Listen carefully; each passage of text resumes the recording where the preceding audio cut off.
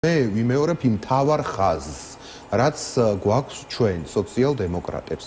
ჩვენთვის სოციალ-დემოკრატებისთვის ძალიან მნიშვნელოვანია შეერთებული შტატების განცხადება, კიდევ უფრო მნიშვნელოვანი არის ევროკავშირის განცხადება, სანამ იქ ტრამპის ადმინისტრაცია, ასევე ვაკვირდებით თქვა ჩინეთი და ირანი რაც იტყვიან, მაგრამ თავარი ჩვენთვის არის აქ ადგილზე საქართველოს მოსახლეობის განწყობა, მისი ორგანიზება, მისი ბრძოლის უნარიანობა და მისი პოზიცია. საგარეო პოლიტიკა ძალიან მნიშვნელოვანია, მაგრამ სულ აღიაროს პირობითად ტრამპმა ის ივანიშვილი და თეთრ სახში მიიღოს, რაც ფანტასტიკის სფეროა, ეს ჩვენს ამოცანას არ ცვლის.